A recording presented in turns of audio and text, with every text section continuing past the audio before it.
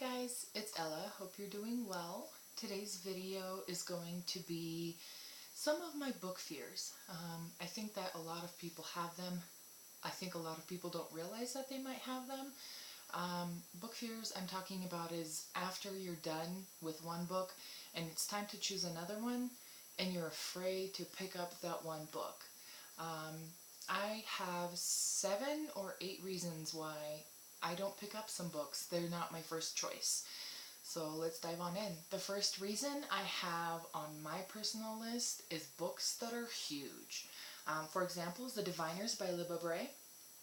This is quite the big book. It's intimidating. I've heard really great things about it, but I'm afraid to read it because it's so big.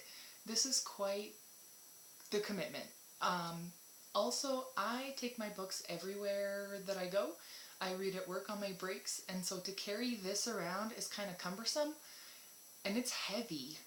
So I think it's not my first choice, even though I know I will be reading it at some point. It's just not my first choice for pretty much anything that I pick up. The second one would be books that everybody loves. An example of that I have is the Uglies trilogy. This is a 4-pack of all of the books. I have heard nothing but good things about this series, and so I'm afraid that if I start reading it, I'm gonna hate it, and then I'm gonna get attitude from everybody or from other people that did love this series, and I'm really not up for signing up for that.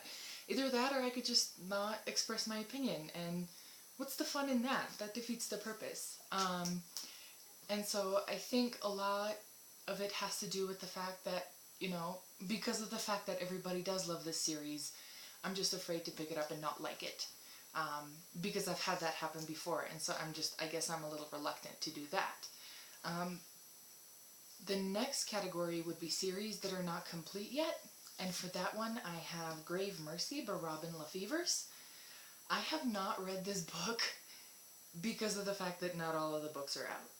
I hate getting into a world and falling in love with the characters and then wanting more and not being able to get it. I just can't do it. So I prefer to wait until all of the books are out, completely submerge myself in that world, and then that way I can get everything all in one fell swoop. I can get the story all in one sitting. I will be reading this also, but I probably will wait until the 3rd book is out. I believe it comes out later this year. I might be wrong on that. Maybe next year. See, I don't even know. Point is, it's not out. And even though the story is probably really great, I'm reluctant to start reading it.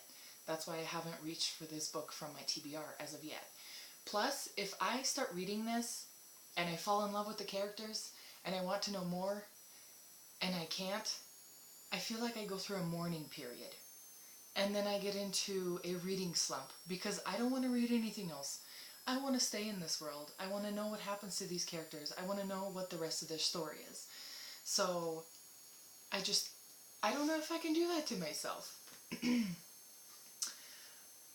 The next category is books that have won awards. And I know that sounds really strange, but I find it intimidating. The best example I have is Shipbreaker by, I can't even read the name of the author, Paolo Bacigalupi. That's quite the name. This book, when I ordered it online on Amazon, I didn't realize that it had awards. No idea, and then it came in the mail and it had these stickers, and that's great. I'm really glad that it won awards, but now I'm intimidated by it. Because what if I don't get it? Because obviously it must be amazing if it won all these awards. And if I don't get it, well then, am I stupid? Am I missing something? So I really wanted to pick this up. This is a dystopian book. I've heard really great things about it. And obviously it's won awards, which is great. I wish they wouldn't put the stickers so awkwardly all over the cover, but I digress. It's just, I find it intimidating. especially the books that you see, like the Scorpion King, I believe. It has 3 awards. I find that a little scary. Maybe anybody else? Am I crazy? Am I the only one that's like that? Anybody? Okay, we'll just move on. The next one, I'm also going to use The Diviners as an example. And that's books with super duper ugly covers. No matter how you slice it, this is not pretty. Although underneath the dust jacket, the cover is really pretty. The dust jacket isn't doing it for me. This looks bland and boring and like I should be in a rocker with all my 80 cats reading it on my porch, maybe? No? Yes? And I know that this is a great book. At least should be. I've heard nothing but great things about Libba Bray's writing, but this cover, whose idea was this? Bad idea, bad cover. So it kind of makes me think that the story inside is boring. And it's a huge book, which is a double whammy. So it's been on my shelf for quite a while, one of the longest times that I've had a book and haven't started it, or even picked it up, or even thought about reading it, just because not only doesn't have an ugly cover, it's huge. Am I ever gonna pick it up? Yes. The next one is adult books. I think that we read so many young adult books that we forget that adult books can be good too. That example I have is J.K. Rowling's Casual Vacancy. Excuse me, I'm getting a cold, so excuse the coughing and the red nose. I look like Rudolph. I'm fully aware of this. Anyway, J.K. Rowling, obviously J.K. Rowling. Everybody on planet Earth knows who J.K. Rowling is. Everybody on planet Earth knows that she wrote the Harry Potter series, and everybody loves the Harry Potter series. That's a blanket statement that is completely true. I have never ever met one human being that hasn't liked the Harry Potter series. So this is an adult book. It's completely non-magic related. It's a little rough, is from what I've heard, and so I'm intimidated by it. And it's also quite a large book, and it has tiny print. Can you see that? So that makes me really hesitate, even though it is J.K. Rowling, and I love everything she writes, and I love, I love her writing style. It's just, I'm a little intimidated. The next one would be books with endorsements. For that, I have Before I Fall by Lauren Oliver. And here at the bottom of the dust jacket, I don't know if you can see that. Yep. There's an endorsement by Jay Asher, who wrote 13 Reasons Why.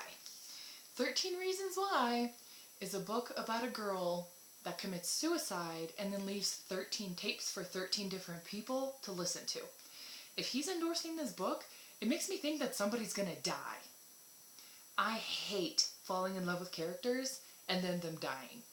I know it's a part of life. I know it's a part of learning and yada yada. I don't like it.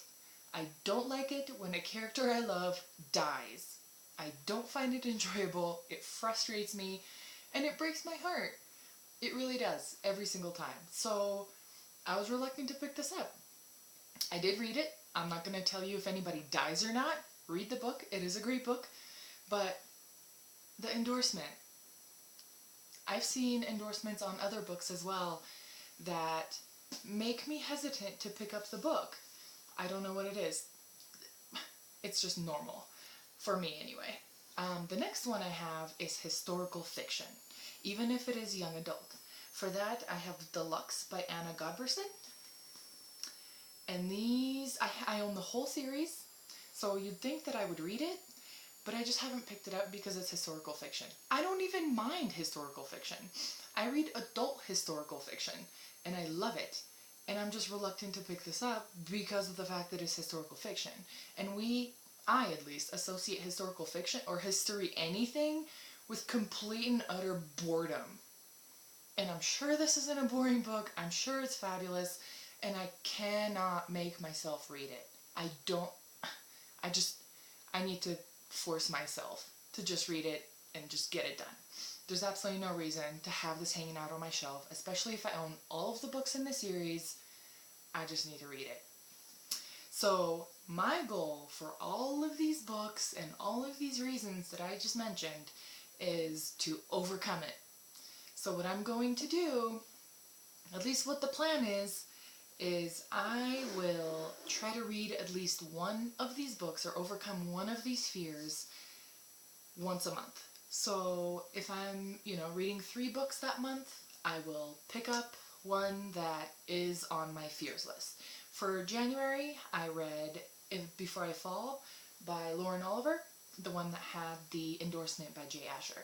So next month, who knows, maybe I will pick up The Lux. Or maybe I will finally pick up The Casual Vacancy or Grave Mercy or something. But I am not going to let fear hold me back. Because it's silly. If I don't like it, I can just put it down, right? And everybody's entitled to their own opinions. So if I don't like it, and you do, that's great. It doesn't mean we have to agree. Let me know if you have any weird book picking fears. I'd be definitely interested to know if I'm seriously the only one that's weird like that.